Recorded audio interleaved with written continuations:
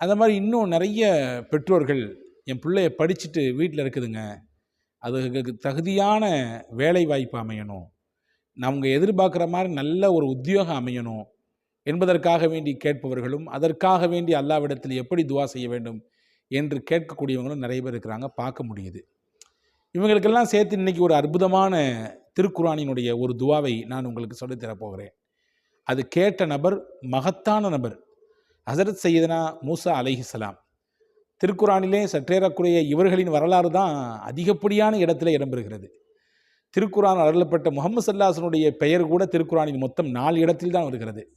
ஆனால் மூசா நபியினுடைய பெயர் சற்றேறக்குறைய 80க்கும் அதிகமான இடங்களிலே திருக்குர்ஆனிலே இடம்பெறுகிறது. அவர்களுடைய வரலாறு ஆங்காங்கே அல்லாஹ் பிரித்து பிரித்து சொல்லுகிறான்.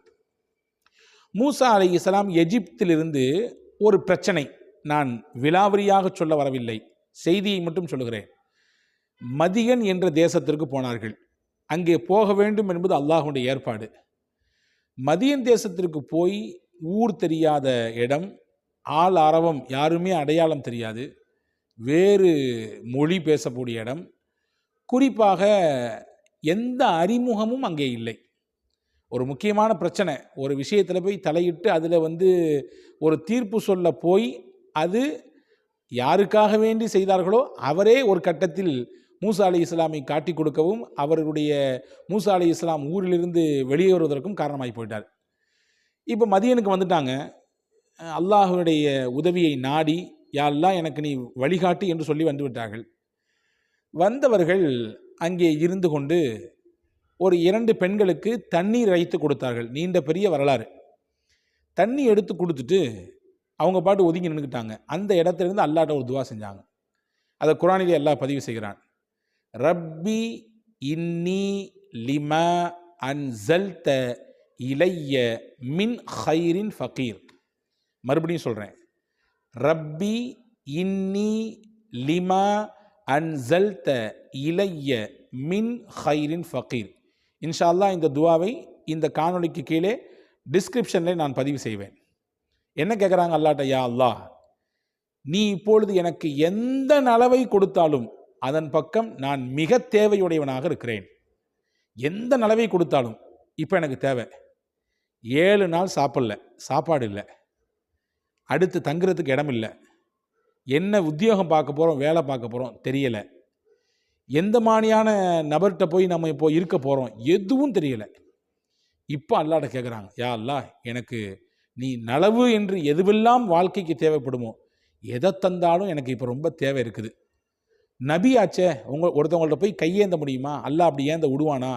விடமாட்டான், அவங்களும் ஏந்த மாட்டாங்க. அல்லாஹ்ட்டவே முன்னோக்குறாங்க. இந்த துவாவை ஓதியதற்கு பிறகுதான் மூசா அலைஹிஸ்ஸலாமுடைய வாழ்க்கையிலே மிகப்பெரிய மாற்றம் ஏற்படுகிறது. அந்த 2 பெண்களுக்கு தண்ணி இறைச்சி கொடுத்தாங்கல்ல, அவங்க வேற யாரும் கிடையாது, ஷுஐப் நபி என்ற நபியினுடைய பிள்ளைகள், பெண் பிள்ளைகள். இப்போ மூசா அலைஹிஸ்ஸலாமுக்கு ஷுஐப் அலைஹிஸ்ஸலாம் இடத்துல அடைக்கலம் கிடைக்கிறது. தான் பிள்ளைகளுக்கு தண்ணி எடுத்து கொடுத்துருக்காங்க, அவங்களுக்கு நன்றி சொல்லணும், ஏதாவது வாழ்த்துக்கள் சொல்லணும்னு சொல்லி கூப்பிட்டு விட்றாங்க. கூப்பிட்டு விட்ட இடத்துல மூசா அலைஹிஸ்ஸலாமுடைய பேச்சு, அவர்களுடைய நடவடிக்கை எல்லாம் ஷுஐப் அலைஹிஸ்ஸலாமுக்கு பிடித்து போனது. என்ன காரணத்துக்காக வேண்டி அவங்க ஊர்லேருந்து இங்கே வந்திருக்காங்கன்றத விலாவரியாக கேட்டுக்கிட்டாங்க. கேட்டுட்டு ஷுஐப் அலைஹிஸ்ஸலாமே வேலை கொடுக்குறார்கள். 1, தங்குறதுக்கு இடம் கொடுக்குறாங்க.